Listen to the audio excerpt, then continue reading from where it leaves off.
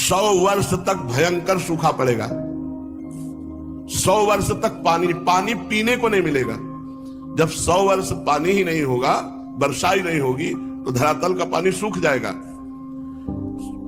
जिस समय काल संपूर्ण सृष्टि को मूल प्रकृति की तरफ घसीटता है, उस समय 100 वर्ष तक भयंकर सूखा पड़ जाता है, एक बूंद पानी नहीं। अभी सब सुविधा है, वो कौन सा पानी फिल्टर करके पी रहे हो? ऐसे गड्ढा में भी नहीं मिलेगा, फिल्टर की तो बात जाने दो। जब नीचे से नहीं आएगा तो फिल्टर कहां से हो? जब ऊपर से नहीं आएगा तो नीचे वाला भी तो सूख जाएगा। बड़ी भयंकर दुर्गति होगी यदि भजन नहीं करोगे। और ये सब भोग चुके हैं हम, और भोगेंगे अगर भगवान को प्राप्त नहीं किया। 100 वर्ष तक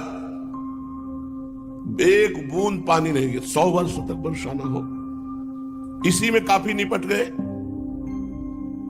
काल भगवान सबको मूल प्रकृति की तरफ, ब्रह्म की तरफ घसीटते हैं। जब महाप्रलय का समय आता है, 100 वर्ष तक बिल्कुल पानी नहीं गिरता।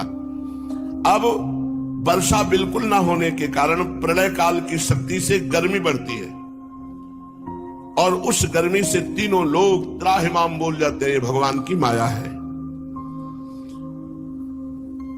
उस समय भगवान शेष के 1000 मुखों से आग पैदा होती, विषैली प्रचंड आग की लपटें नीचे से पाताल से उठती और ऊपर के लोगों को जलाती। 100 वर्ष तक पानी नहीं गिरा। इसके बाद इतनी उष्णता बढ़ती, तीनों लोग गर्मी से त्राहिमाम बोल जाते हैं। फिर भगवान शेष के मुख से अग्नि की लपटों सहित विष की ज्वाला निकलती है। वायु की प्रेरणा से वो लपट पाताल लोक से जलाना आरंभ करती है और ऊंची ऊंची चारों ओर फैल जाती है। और इधर 12 सूर्य, ऊपर से 12 सूर्य एक साथ उदय होकर अग्नि पैदा कर देते, नीचे से भगवान शेष की अग्नि, पूरा संसार अग्निमय अग्निमय। ये भगवान की माया है। दुर्भागी माना जाएगा जो किसी के भी दोष देखता है। कोई कुछ कर रहा है, आप उसे गलत मान रहे हैं, तो आप निर्णायक हैं क्या? आपको सृष्टि की सेवा दी गई क्या कि सबके दोष देखो? समय नहीं मिलना चाहिए। बहुत कृपा है, अन्य की चर्चा और अन्य से संबंध है नहीं आप लोगों का, बड़ी कृपा है। अब अगर आपस में बैठकर गंदगी करो अंतःकरण की तो बात अलग है। नहीं, आप लोगों की दिनचर्या भगवान ने ऐसी बना दी है कि 1 मिनट का टाइम ही नहीं किसी के विषय में सोचने का। इतना थक जाओ कि सो जाओ, जगो तो फिर सेवा। इतनी सेवा है कि अपने पास समय नहीं। ऐसा ही जीवन होना चाहिए। पूज्य पंडित दया प्रसाद जी की वाणी में पीछे कि आपकी दिनचर्या इतनी बिजी होनी चाहिए कि 1 मिनट भी खाली नहीं होना चाहिए। तो जो ऐसे घूमते रहते हैं वो एक दूसरे की निंदा करते हैं, एक दूसरे के दोष दर्शन करते हैं, दुर्भागी है।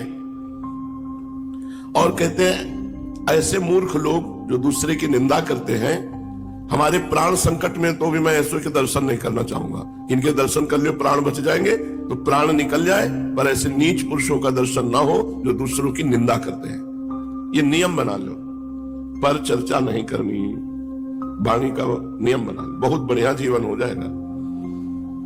हमारे सदगुरुदेव भगवान का नियम है, पर चर्चा नहीं करते। कभी कुछ धीरे से बोल दे तो बोल दे, नहीं तो मौन। पर चर्चा का ज्ञान हमको गुरुजी से ही हुआ। पर चर्चा जहां की तो किसी के गुण वर्णन होंगे या किसी के दोष वर्णन होंगे। और जो वृंदावन के दोषों को सत्य मान करके वर्णन करता है वो मूर्ख है। श्रीपाद करे प्राण संकट आने पर भी मैं ऐसे पुरुष के दर्शन नहीं करना चाहूंगा। किसी भी विषय में क्यों ना हो, वो उपहासास्पद बन जाएंगे जो दूसरों के दोष दर्शन करेंगे। एक दिन परिक्रमा लगा रहे थे तो एक संत ने कहा वृंदावन की महिमा का एक गुण है कि यदि आपने किसी के दोष देखे कि वो अमुक गलत है तो वही आचरण आपके अंदर आ जाएगा। भगवान शंकर ने पार्वती जी से कहा आओ तुम्हें एक भक्त के दर्शन कराते हैं। तो पहले धूप का कष्ट सह ले तो छाया का सुख मिलता है, तो पहले अभक्त के दर्शन कराए। वो चारपाई में बैठे सुपारी कतर रात खा, खूब गाय भैंस जमींदार आदमी गए, कहा राधे श्याम भाई 100 ग्राम दूध मिलेगा क्या? ठाकुर जी शालिग्राम भगवान को स्नान कराना है। उसने बड़े कटुवचन किए और अपमानित करके भगवान को वापस कर दिया। भगवान साधु वेश में थे, दूर माता पार्वती जी खड़ी थी। भगवान शंकर जब उसके दरवाजे से खाली हाथ लौटे तब ऐसे कहा हे प्रभु जितनी संपत्ति है इसके पास कई गुना और बढ़ा दीजिए। पार्वती जी ने कहा वैसे कहते तो औढ़रदानी है ही है इनको, उसने 100 ग्राम दूध नहीं दिया, अपमानित कर दिया, और आप कह रहे हैं जितनी संपत्ति इससे कई गुना और दे। कुछ नहीं बोली। गंगा के किनारे एक पर्णकुटी बनाकर एक भगत रहते थे, उनकी बूढ़ी मैया थी और एक गैया थी जो 125 ग्राम दूध देती होगी। जो ही संत वेश में भगवान शिव गए तो साष्टांग दंडवत प्रणाम करके आसन में बैठाला, चरण धोए और वही 100-200 ग्राम जो दूध था भोग में ला के अर्पित किया। हाथ जोड़कर घुटने के बल बैठे रहे, महाराज आदेश करो क्या सेवा करें। थोड़ी देर भगवत चर्चा की, जब बाहर निकले तो कहा हे भगवान इसकी गैया और मैया दोनों को उठा लो। पार्वती जी को अब नहीं रहा गया, उन्होंने कहा कि देखो हम आपका कभी विरोध नहीं करते, लेकिन हम आपसे जानना चाहते हैं कि जिसने आपको कुछ नहीं दिया और अपमानित किया, उसके लिए तो भगवान से आपने कहा कि कई गुना संपत्ति बढ़ जाए, वो भी हमें समझ में नहीं आया था। और ये बड़े प्यार से अपनी गैया का दूध दिया, और एक बूढ़ी मैया रह रही थी जो बातचीत करने काम, आप गैया मैया दोनों को, ये कौन सा आपका निर्णय रहा, कौन सा न्याय रहा, कौन सा सेवा फल आपका। तो पार्वती जी का तुम समझी नहीं, इतने धन में तो वो हमको अपमानित कर दिया, और जब कई गुना धन बढ़ेगा तो और अहंकार बढ़ेगा और ये नरक जाएगा। और इसका कुछ समय गैया में जाता था, कुछ समय मैया में जाता था। गैया मैया दोनों ढनंगे अखंड भजन करके राधे राधे दोस्तों, आप सभी को महाराज प्रेमानंद जी के प्रवचन कैसे लगते हैं हमें कमेंट करके जरूर बताएं। कि आप महाराज प्रेमानंद जी की भगवत और कथा सुनना पसंद करेंगे, कमेंट करके जरूर बताएं।